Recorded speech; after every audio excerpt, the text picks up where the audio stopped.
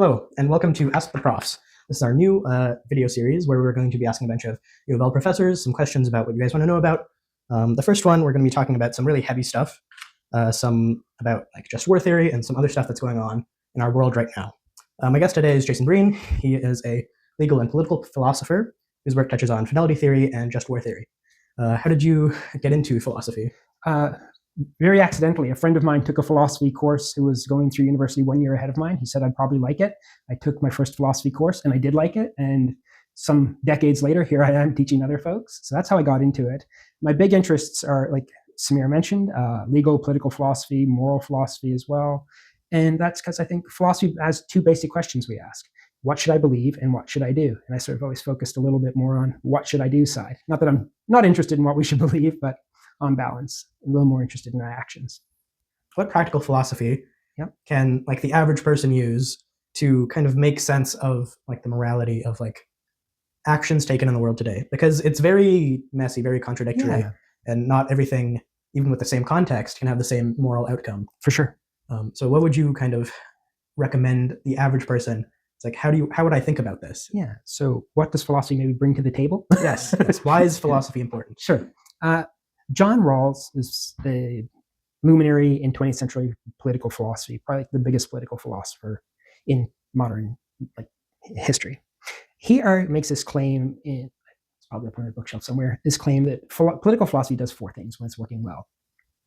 It reduces disagreement amongst citizens by sort of clearing up language, conceptual error.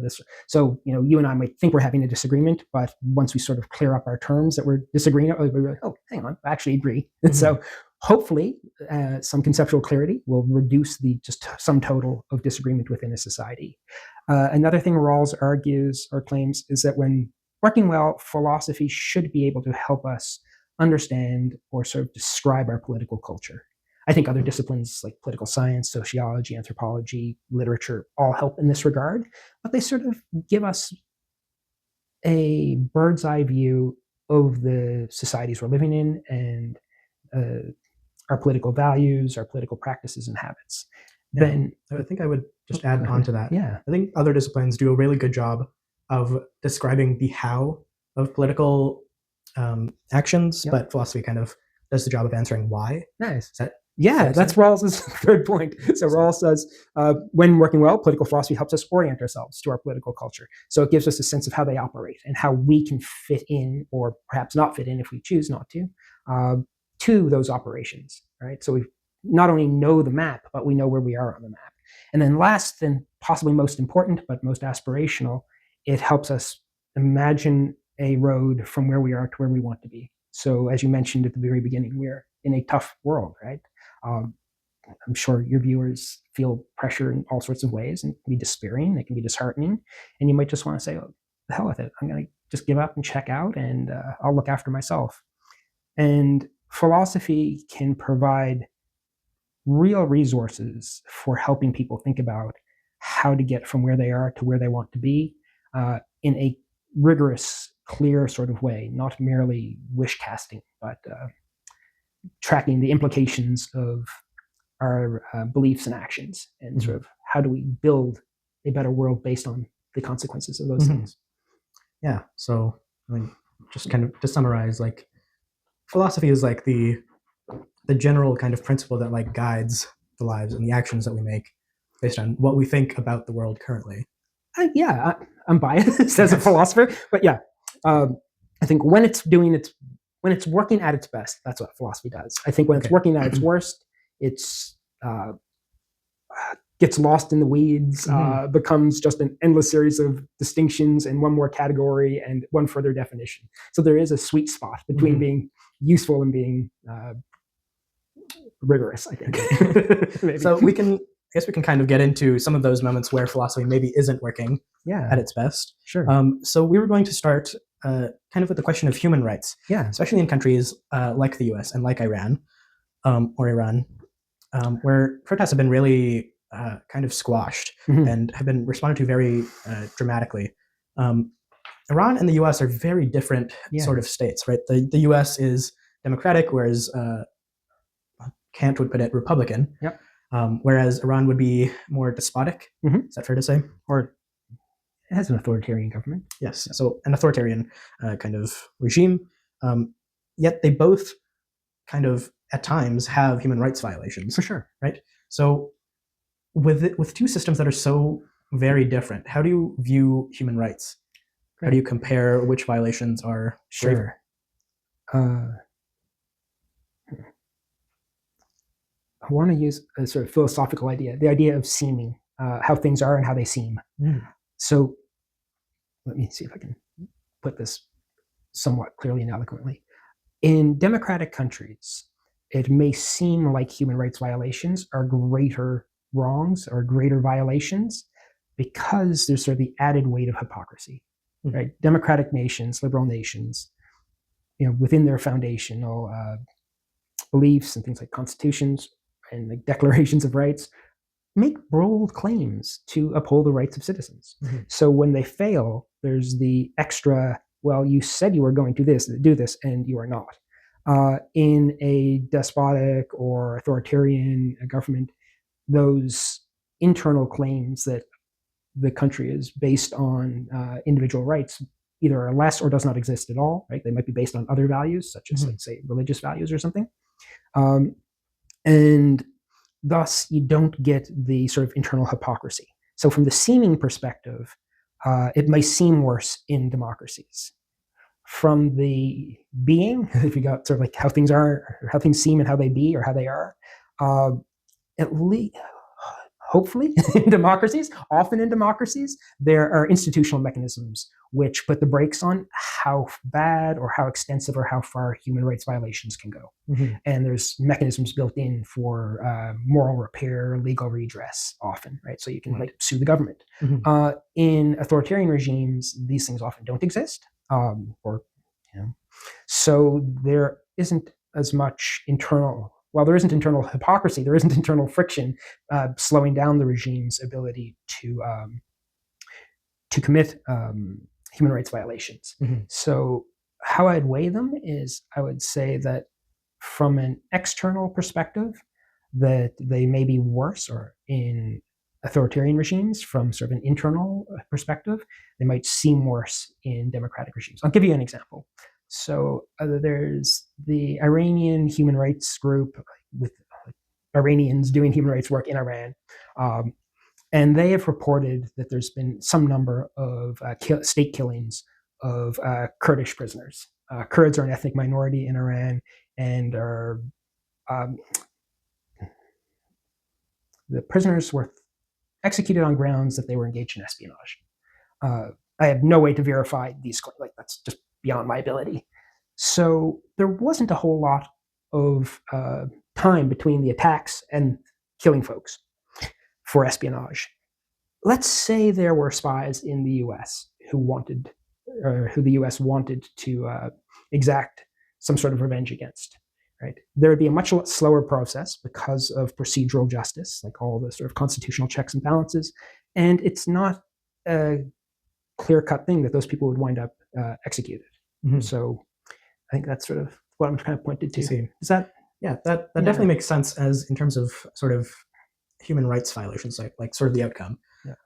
Now, what I'm also curious in is what would be worse sort of in the process, because in democracy, often when civil liberties are suspended, it happens very slowly. So people almost don't realize until it's almost too late. So like there's the quote, right? Like, this is how democracy dies, with thunderous applause. It often is very slow to the point where by the time it's happening, there's not much institutionally that can be done. Whereas in like authoritarian regimes, like things happen very quickly. So if they want to go kill a bunch of people, they can just do that. Which one poses a greater threat to human rights, I guess? Jeez. You ask tough questions. This is why it's good having you in class.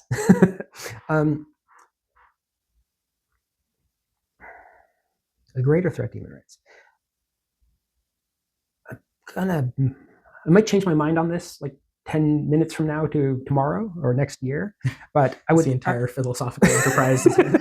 As I get new information, I'm thinking this. So if some countries are supposed to be defenders of human rights, when they give up defending human rights, that is obviously a severe blow to, like, if we want to think of human rights as like a project or an idea.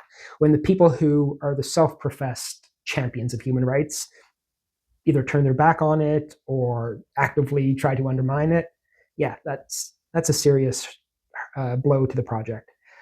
In a way that I think, going back to sort of the hypocrisy stuff, that if someone says, like, I just don't like human rights anyway, doesn't really uphold human rights, it's less of a blow to the project. Mm-hmm. That being said, human rights violations are horrible. Like, there's real people's lives on the other end of these violations. So I would make the claim that the war is just bad for people. Like, that's sort of trivial or self-evident. But like, I don't think you're going to hear in too many mainstream news stories about human rights violations arising out of the U.S. attack. Right? You're going to hear probably some humanitarian law violations where perhaps like civilians were killed. Mm-hmm. You will hear various geopolitical, economic, and strategic considerations, but you probably are not hearing a whole lot of like, ethnic Kurds in Iran are being persecuted at a greater rate. There's been an uptick in anti-Muslim and sort of religious-based discrimination and violence, even in the past week, right? It sort of become, all these things sort of, how do I want to put this? As the blow to human rights, all of these things collectively normalize treating people in undignified ways. So I think this maybe sounds a little idealistic, but when any individual's human rights are violated, that's a blow to the human rights project, because it makes it a little easier for anyone to do it next time. Yeah, maybe not the answer here exactly. I think that makes sense. If you turn and think in terms of maybe like an attack on human rights is kind of like a war, and so if you turn to like war historians or like war philosophers, then like Sun Tzu would say, like, the enemy that I know is worse or is better than the enemy that I don't know. Mm-hmm. So in that sense, then if you know that these regimes are committing human rights violations, it's much easier to sort of address that. Yep. Whereas in like the crumbling of democratic institutions, it's a lot harder to kind of notice. Yeah. I would probably add another thing to this. It's like international response. So Iran is probably top 3, if not top 1, sponsor of state terrorism, right?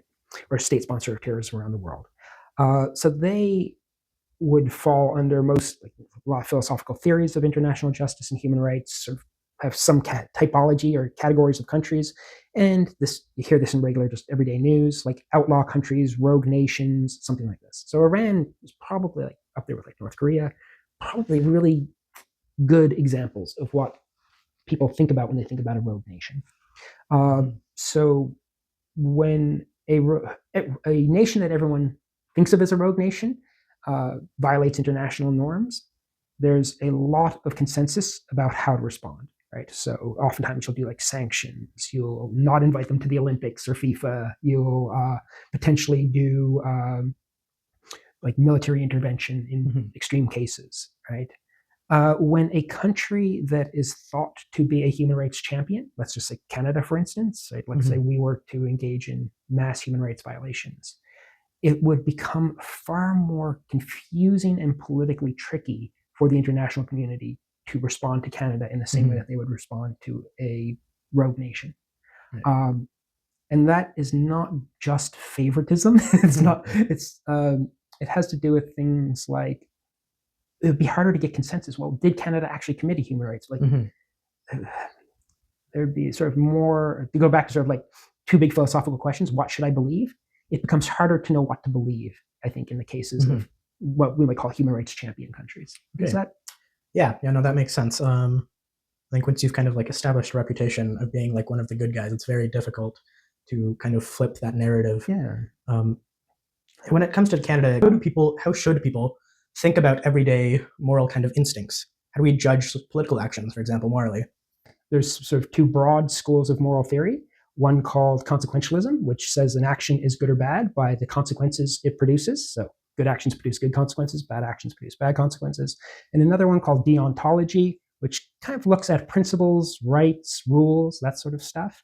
And a lot of folks, when approaching matters of international affairs and war, will try to sort of justify or make sense of the situation using one or the other or some combination of the two. So you might ask a question like, was an attack in accordance with international law? That might be sort of a deontological kind of question you might ask. Another question you might ask is like, was the attack successful, right? That kind of thing. Yeah, so I definitely agree. So like some people, they would say that because this attack was successful and that they bombed allegedly some nuclear facilities, Correct. That this measure was warranted because it was successful. Whereas other people would kind of view it as, hey, maybe we should have gotten like congressional approval before we bombed Iran. So what do you think? Should we prioritize outcomes, or should we kind of prioritize the correct democratic processes in order to take actions like these? Great. Yes, sir. I think they're both important, and for sort of different reasons. When countries, nations take high stakes interactions like military interaction, it is probably not best, and sort of history has taught us that we don't want to leave this up to the decision of a single person. Right? So what that does is it provides more checks, slows down sort of our impulses, and hopefully rationalizes the process. In that sense, having things like congressional approval is highly important. Another reason is that in countries like the USA and Canada, we are representative democracies. So when our leaders act, they act on our behalf. So without things like congressional approval, it's hard to say whether or not the executive acted on behalf of its people. So that introduces sort of an interesting, complicated political question internally for the nation about the legitimacy of the action. And then on the consequence side, in just war theory, for instance, which we'll probably talk about throughout this conversation, is when a country is going to act militarily, there should be a high probability of success. Right. You don't want to send your troops or even the people you're attacking, put them in harm's way when it seems unlikely that you would achieve whatever strategic or moral goal you're trying to achieve. Yeah, does that sort of answer your question? Yeah, I think that does.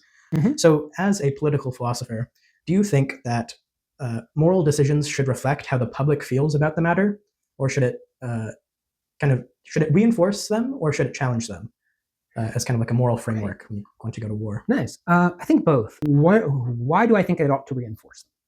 So I think there is a greater degree of legitimacy when the will of the people and the will of the executive or the government align. And then on the critical side, though, it is in a sort of democratic country, it is part of our duty as citizens to hold our governments to account. So when they do act in ways that are contrary to our will, maybe to our deeply held moral principles, to constitutional principles, it's on us to sort of like say, no, this is not the country I live in. You cannot radically change the course of this country based on your individual preferences. Yeah. That's not what I put you in office for. Yeah, that's good.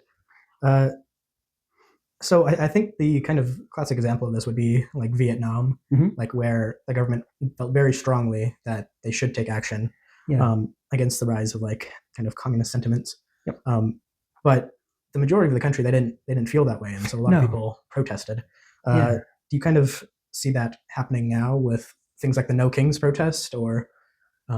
That's a phenomenal question. Using the Vietnam case, the will of the people and the actions of the executive or the government seemed to depart there, and as a result, we had a real sort of crisis in American politics. Like maybe it sort of ends with Watergate or something around there. So the government loses the trust of its people, and the legitimacy of government in some measure, like it's hard to sort of quantify, but depends upon the trust of the governed. Right? You can't govern people who do not wish to be governed, or in a way that they don't wish to be governed. So in the current context, can we sort of apply that lesson? We look at the US and we get about a third of American adults voted for the current administration. I think about a third didn't vote, a third voted Democratic, and a third voted Republican. We got the No Kings protest, which had a turnout of I think about 2% of adult Americans, Mm-hmm. so not insignificant.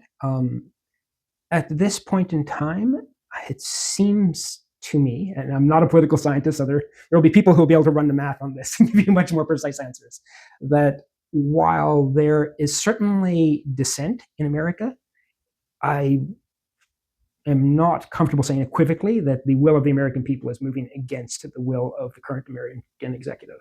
Okay.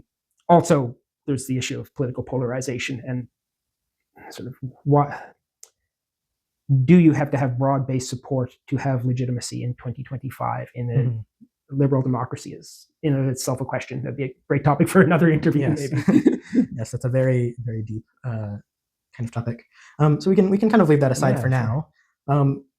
Sometimes countries try to limit dissent, and by doing so, they suspend civil liberties that we may have. So in Canada, the example of this is we have the Emergencies Act, right? So that can suspend parts of the things that you are normally allowed to do in times of crisis. Is there ever like a morally legitimate case for suspending like human rights?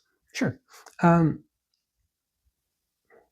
So let's take the Emergencies Act, for example, and like maybe you're thinking of like the trucker convoy during the COVID stuff.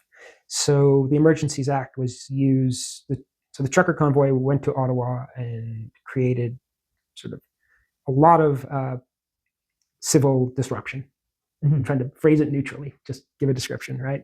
The federal government used the Emergencies Act to clamp down on the convoy, and it's my understanding that the case is now before the Court of Appeal in Canada, Supreme Court of Appeal, and the issue at hand is, did the Canadian government, did the federal government sort of overreach or overextend with the way it applied the Emergencies Act? And then depending whether it did or not, we might see like damages paid to the truckers. We might see revision of the Emergency Act itself, right? We might see new language, an amendment. So to sort of go to the foundational question, is it ever? Yeah, I think if to sort of pull out and sort of become more philosophical about it, we've got two values we're trying to promote in a country like Canada: safety and security, and freedom.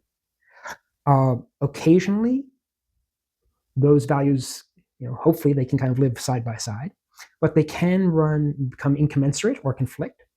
And in cases where they do conflict, there may be good reasons to limit human rights.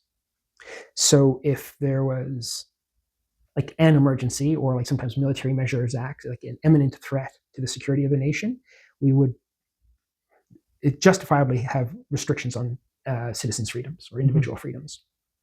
That being said, there's usually, and by usually I mean like it's written in law, a series, like almost like a checklist of conditions that have to be met. So, is there actually a threat? You have to establish this. It's not like you can use these acts just because you don't like a group, right? Which then would make be overreach. And then another thing is, do you have to limit dissent all across the country in all ways? Like, would you have to shut down TikTok, right? Nope, sorry, we have to shut down all dissent. Or is it you couldn't organize a mass protest with heavy machinery in front of the seat of government? They seem to be different kinds of things, and maybe it's saying because of security concerns we need to limit one, but it's the other is not a security threat. So I think has to be worked out a little bit case by case, but there are in principle reasons for limiting freedoms. And then you'd always want to have some sort of exit clause, so when the threat subsides, we are going to not keep limiting freedoms. It's like think of the Patriot Act in the US. Yeah. That makes sense. So if you kind of apply that idea where there might be a legitimate moral case for suspending human rights within a country like Canada, is there then a moral legitimate case for suspending human rights in a different country? So we're talking down to the state level. We can kind of expand outward to the international level. So if you apply like just war theory, for example, it kind of talks about what are the criteria for limiting or intervening in human rights in other places. So we can use the U.S.-Iran example.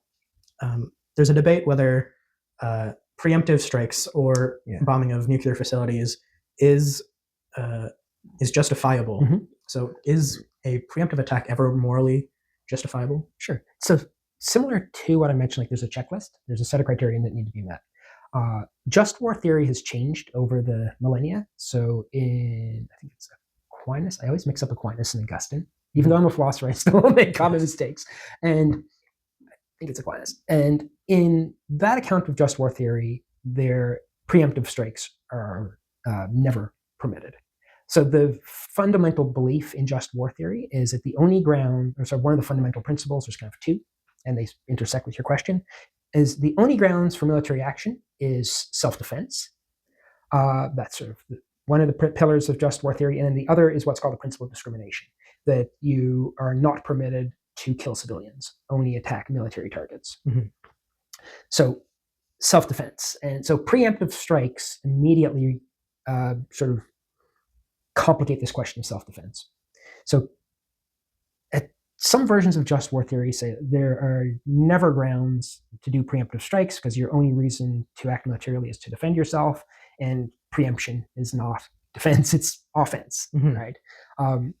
Then sort of more contemporary accounts of just war theory say that there may be, under some circumstances, moral justification for preemptive attacks. Michael Walzer would be like the big philosopher here, and Brian Orrin, a Canadian philosopher, a military philosopher. And they make a claim roughly that if the attack is imminent, it may be morally justifiable. So one of the big things we could think here, like say Pearl Harbor might be an example. And this also ties in with like, can the US president act on their own? Do they actually need congressional approval? The previous discussion we were having. So let's say the radar detects planes flying at Pearl Harbor. In this case, the president can act unilaterally because time is so condensed. And also, you may be able to, shoot those planes down while they're still over international water before they're attacking you. And technically, that would be a preemptive, like they've not attacked yet. Another thing is like, let's say, so a lot of this comes into military intelligence, plays a big role here. So like you see massive troop movements. This happened in Europe, along Ukraine's border in Russia. And you kind of like we're telegraphing like, oops, something is going to, it is very likely something will occur. Or, if you had satellite imagery of missile silos opening up and heat signatures of rockets, spinning up their engines, would you attack in that instance? Contemporary just war theory argues that in those instances where there is an imminent threat of attack, it is morally or could be morally justifiable to use preemptive warfare. Another part of just war theory is military action should always be a last resort. And if you've got year or multiple years in which to forestall an attack, you've got other options, sanctions, diplomacy, right, stuff like that. So what would you sort of say to the claim that the attack was justified because, it worked, that we actually, U.S. allegedly actually wiped out these uranium enriching facilities? How dangerous is that sort of line of moral philosophizing? I think that's really dangerous. And I'll give you an example, an analogy. So let's say I am out hunting and I shoot my rifle and I miss whatever I'm shooting at, and I get lucky and my bullet strikes a bank robber and stops the bank robbery. Yay, I'm a hero. Boy, wasn't it ever a good thing that I pulled the trigger. Let's say scenario 2, exact same thing happens, but instead of hitting the bank robber, I hit a child, like an innocent child. Boy, I'm a bad person. That does not seem to be a coherent way to judge the rightness or wrongness of actions. In philosophy, we talk about moral luck. So in the first case, I got lucky. I hit the bank robber. Assume the bank robber was going to actually really hurt people or something like this. So if we only judge actions by their consequences, there's always going to be this lingering problem of moral luck. So you attack, you have a good outcome. I think there's a broad consensus that and maybe even within the Islamic regime in Iran, like, do they want nuclear weapons? It's not entirely clear, and I think there's broad consensus outside of the regime that most people don't want Iran to have a nuclear weapon. So you get lucky, and let's say you do shut down the nuclear program. Even though it may be a good outcome, you can't justify your actions solely based on that, right? Other things, and this is sort of goes deep into kind of moral philosophy, is other things you might want to consider are your motives for acting. In the case I gave of just shooting my rifle, my motives were irrelevant. I was trying to, like, I don't know, hunt deer or something, right? I wasn't trying to do anything. So motives can be relevant. Probability of success, like, did you actually judge properly that this was going to work? Then sort of other consequences. So, like, how are you really assessing what a good outcome looks like, right? You have to sort of look broader than, like, okay, they can't build a nuclear bomb for the next 6 months, but we've now destabilized international relations or regional relations. Does that help? Yeah, that makes sense. So if you can't judge the morality of an action by its consequences, what are some other sort of avenues for judging the morality of that action? Yeah, and I just sort of say, like, solely by its consequences. I think consequences matter. Right? But so this is sort of the big, I think I mentioned earlier, consequentialism versus deontology. So here it's like, were the actions, or did you act in accordance with moral principles, your duties or obligations? So that's deontology. Yeah, that was what deontology. So would you say the moral kind of imperative then lies more on the moral principles kind of guiding your actions than the consequences? I prefer deontological arguments. So we mentioned earlier about, like, getting congressional approval. And yeah, I think what's sometimes referred to as procedural justice in political philosophy, if we set up good procedures for making decisions, then we sort of have a reliable way of knowing that our decisions are good or just decisions, assuming our procedures are good or just. But if we have well-tested procedures and we follow them, our chances of acting well are much higher than if we act erratically and then just hope that the dice come up in our favor. So that's sort of fundamentally a big part of why I favor deontological or procedural-based approaches. Okay, yeah, that sort of makes sense. Maybe I can give, like, a really concrete. You throw a bunch of ingredients into a pot, hit the heat on your stove, and, wow, you just created the most amazing dish you've ever ate. Awesome. Are you a good cook? I don't think so. Not on my accounting of things. You have a reliable recipe you follow, right? And maybe you've developed that recipe yourself, which is totally okay.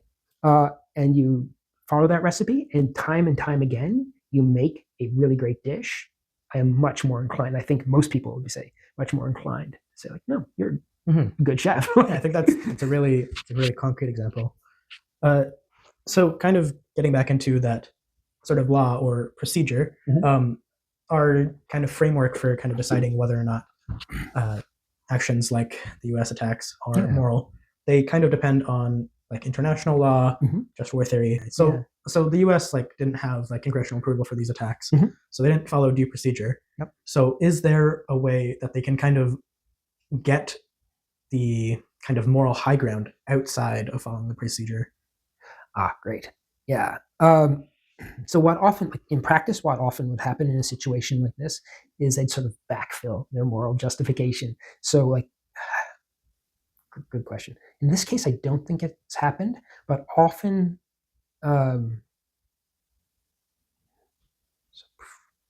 this is a little bit wonky. So way early in the Republic, Abraham Lincoln violates the U.S. Constitution. It has to do with emancipation of slaves, why he does it.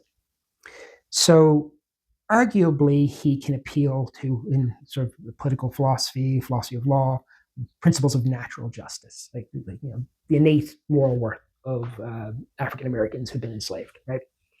So he could have a different court of appeal, like the moral court of appeal, if you will, but also procedurally, sort of almost immediately after he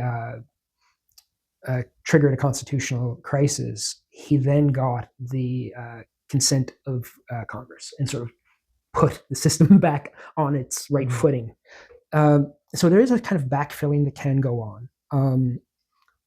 I think a lot of that will depend on a lot of things we've touched on. So are there greater moral principles that one could appeal to in their action? Like, yes, I'm thinking of something here, like perhaps I violate the law in some way, right? Maybe I assault someone or something like this, but I do so not simply because, oh, hey, I want to steal their wallet or I don't like them, but I do it to prevent, say, them from harming someone else. So I can appeal to sort of a greater moral principle. I was protecting an innocent. Mm-hmm. And then, so there's sort of that moral appeal that can go on. There's the idea, like Martin Luther King Jr., that an unjust law is no law at all. So you might want to make those sorts of appeals. And then there's this sort of backfilling of, as quickly as possible, try to bring yourself back under the procedure. So let's go back to my cooking metaphor. Maybe you do throw a bunch of junk in a pot and you act. Maybe you even have a good intuition like this will probably taste okay, right? So that's sort of my analogy for like higher moral appeal. But then as quickly as you can, you start editing what you're doing so as to say like, okay, I need to add more salt here, or I need to add or reduce, the spices. So I try to bring things back into balance retroactively. I think states that do violate human rights and international law and just war theory can do those things. There is the opportunity for moral repair. Mm-hmm. That's probably the much faster way I should have said this. There is the opportunity for procedural and moral repair. Whether or not that is successful is a very open question. And that is going to depend on things like the moral reasons you had, how far outside of the procedure you initially went, do you respect the procedure generally, and this was a one-time sort of breach, or are you in the usual habit of disrespecting the procedure, and this is just one more time and you acting independently? So I think a lot of things go into that, and there we can look at things like sort of people's commitments to their duties, right? Generally, I'm committed to my duties, but in this case, I breached them for whatever reason. Was breaching it actually, like, did it have a good outcome, right? Or did I think it was going to have a good outcome? Was that have a reasonable probability? And also we could point to sort of another moral theory, what's sometimes referred to as virtue ethics, which looks at not the moral quality of actions, but the moral quality of actors. And you can say, like, this person, by and large, is a good person, right? Or we could say, by and large, is a bad person. And when making the assessment about moral repair, you might say, oh, like, no, there isn't an opportunity for moral repair because this is just, one more instance of you being a rotten person. But you could go like, no, we think you could be redeemed. Yeah. It's like, fool me once, shame on me. Fool me twice, shame on you. So we kind of talked about like the systems and following the procedure. Yep.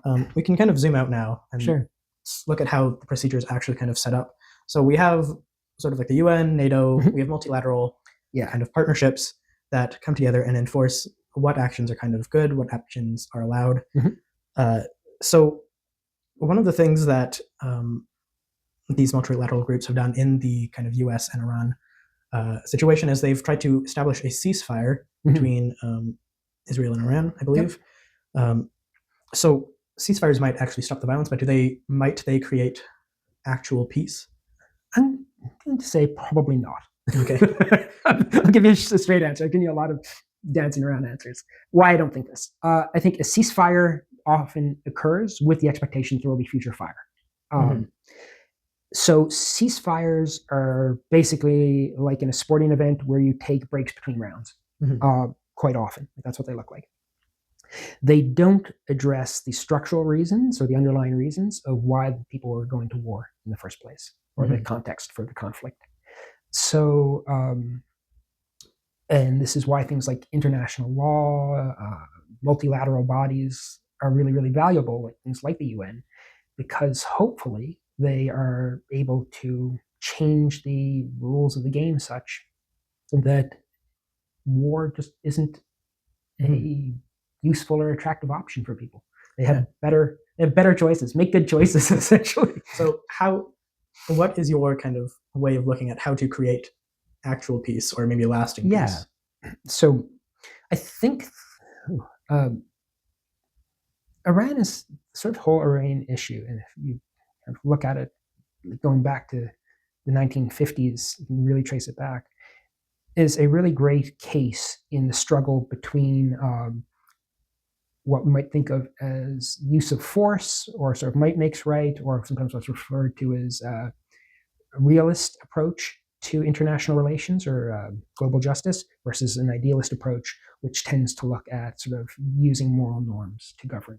So the realists argue something along the lines that international relations are really relations of might and force and power, right? The idealists argue that the international, just like any other sphere of human interaction, international relations can be brought under moral or legal or political norms. You get like variations on these theories. There's precedent that if you want to have security as a smaller nation, you probably ought to have a nuclear weapon. Mm-hmm. 3 cases.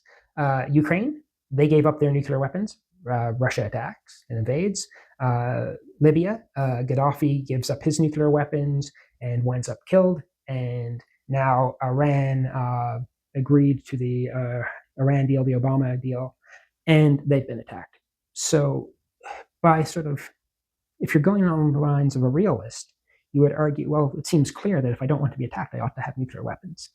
That is not a wonderful world to live in, where more countries have nuclear weapons than don't. I think most people would agree a world with less nuclear weapons is better than a world with more, like sort of anti-proliferation.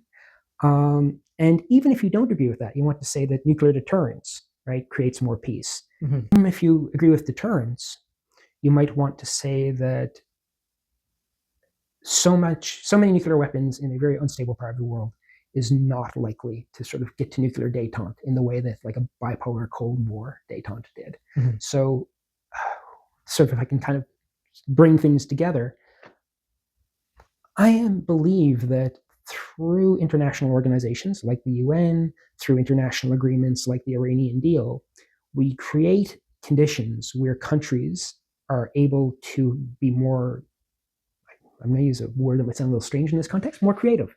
They have broader range of solutions available to them. They are not backed into corners in the same way and thus don't feel as threatened and prone to have to defend themselves.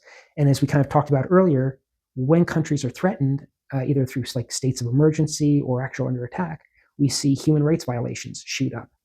So I don't think even nuclear deterrence, even if we wanted to go that route and say like, nope, let's be realist. Let's say everyone should have a nuclear weapon. We're all going to have guns pointed at each other. That may be a stable world. I think that's an open question.